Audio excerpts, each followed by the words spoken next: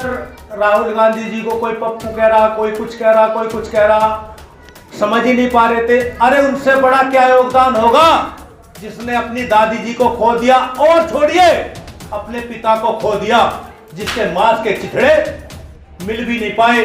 इतना बड़ा योगदान है राहुल गांधी का। लोग भूल जाते हैं, लोग पता नहीं किस बात पर जातिवाद की राजनीति लोग कर रहे हैं। लोग 5 किलो राशन की बात कर देते हैं बार बार। अरे तुम ये, मैं अध्यक्ष जी आपसे रिक्वेस्ट करता हूं, आप इनका स्वागत करें ताली बजा के।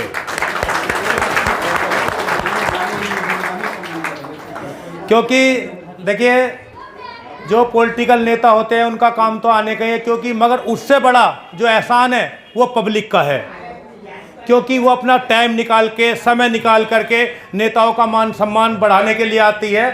और इसी बात के मद्देनजर मैं दोबारा से खुद आपका स्वागत करता हूं। अध्यक्ष जी, बात होती है जब कांग्रेस की या भाजपा की, अभी एक ट्रेंड चल रहा है कि 70 साल में क्या हुआ, 70 साल में क्या हुआ। अध्यक्ष जी, हमारी जो माताएं बहनियां, मैं दिल्ली में रह रहा हूं, दिल्ली की बात करूंगा, जिधर रामन और लोहिया हॉस्पिटल है, या अरबिन है, या पंथ है, या ऑल इंडिया मेडिकल एम्स है, ये किसकी देन है बताओ? कांग्रेस की है ना। दिल्ली यूनिवर्सिटी में आपके बच्चे पढ़ने जाते हैं, ये किसकी देन है? ये सब कांग्रेस की देन है।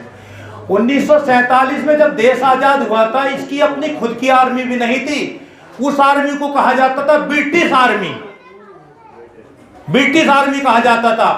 और उसके बाद में 1947 के बाद में जब पाकिस्तान अलग हुआ, तो फिर जो आर्मी फौज बनी उसको नाम दिया गया भारतीय सेना। तो जब देश इस हालात में था कि अपनी उनकी खुद की सेना भी नहीं थी। मैं और चीजों पे नहीं जाऊंगा, बहुत चीजें कहने के लिए, टैंक है, अर्जुन टैंक है, यूनिवर्सिटी, बहुत चीजें हैं, मगर जो सबसे पहले मौजूद होती है सुरक्षा, बीएसएफ, सीआरपी, आईटीबीपी, भारतीय सेना।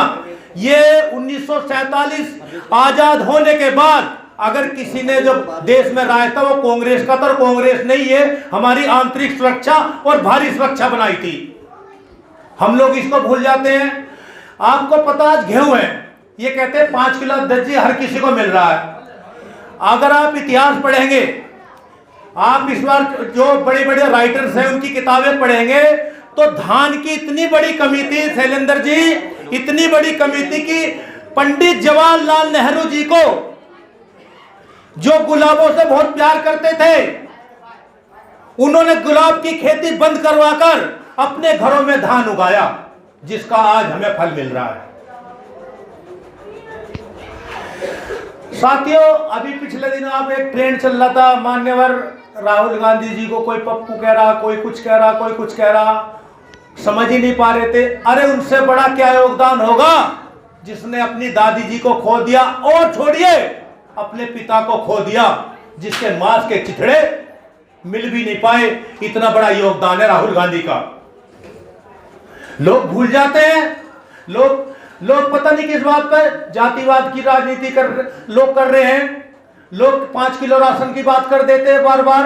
अरे तुम ये तो देखो, गांधी परिवार ने तुम्हें क्या, उन्होंने क्या क्या खोया, पाने की बात छोड़िए।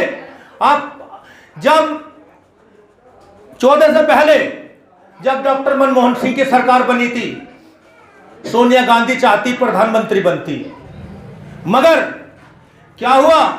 हमारे कुछ नेताओं ने, स्वर्गीय जो हो चुके हैं, किन्हीं ने कहा मैं बाल कटवा लेंगे, किन्हीं ने कहा मैं अमरण अनशन कर दूंगे, और सोनिया गांधी को उन्होंने प्रधानमंत्री बना दिया देश का। सोनिया गांधी ने कहा मुझे प्रधानमंत्री नहीं बनना, मुझे नारी का मान सम्मान रखना है, अपना त्याग, अपने उन्होंने कुछ प्रधानमंत्री पद ही ठुकरा दिया। ये गांधी परिवार है, ये राहुल गांधी जी की मां है। अरे लोग बात समझ नहीं, ये सोच भाई, एक बात आओ, अगर जातिवाद की बात आती है, राम किसके हैं? राम सबके हैं।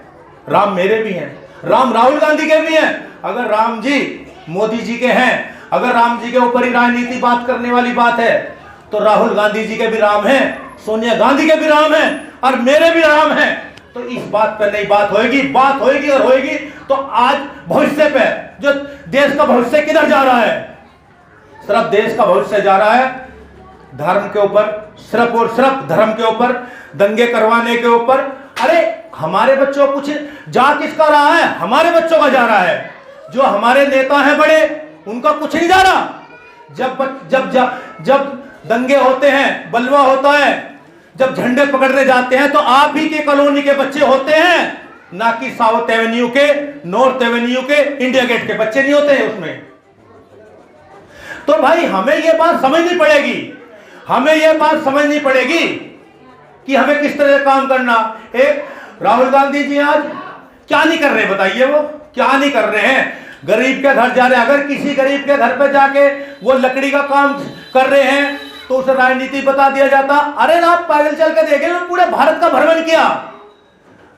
मैंने देखा है, अगर उनसे कोई मिलना चाहे तो आज अगर आप किसी एक भाजपा के नेता से मिलने भी जाएंगे ना तो 70 पाबंदी है मिलने के लिए। आप राहुल गांधी से लीजिए टाइम, अरे आप कार्यकर्ताओं से, विधायक के द्वारा उनसे टाइम मांगिए, आपको टाइम मिलेगा। तो भाई आदमी को इंसानियत को देख के काम करो, ना कि भाई जो कहते हैं कि लहर चल रही, लहर चली। लहर कुछ नहीं है, लहर बनाने वाले हम हैं। मेरे दिल ने यह कह दिया कि ये पार्टी, मेरे दिल ने यह कह दिया ये पार्टी के नेता ठीक है तो सब कुछ ठीक है।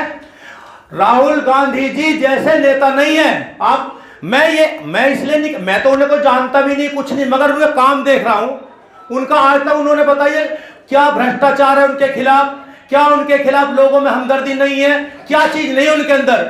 भाई सब कुछ है उनके अंदर, मगर दिक्कत क्या आ रही है? एक नया शोर शराबा मचा पड़ा, नया शोर शराबा धर्म के नाम पे।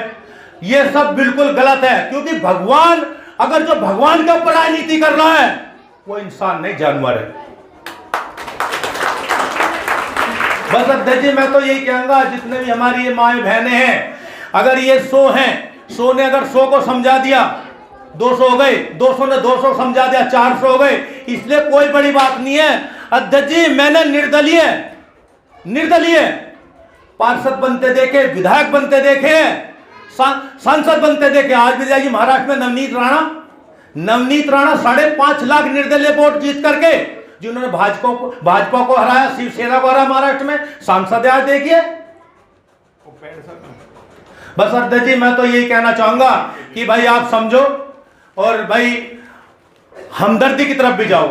जरूरी नहीं है हर जगह शोर शराबा चले। हम अपने नेताओं को देखो, जिस नेता के अंदर हमदर्दी है आप उनसे बात करो, क्योंकि सबसे पहले अगर हमारे लिए कुछ है तो वो हमदर्दी है। बस मैं यही कहना चाहूंगा। और जितने भी मेरे यहाँ साथी बैठे हैं, जितने भी हमारे शैलेंद्र भाई, जितने भी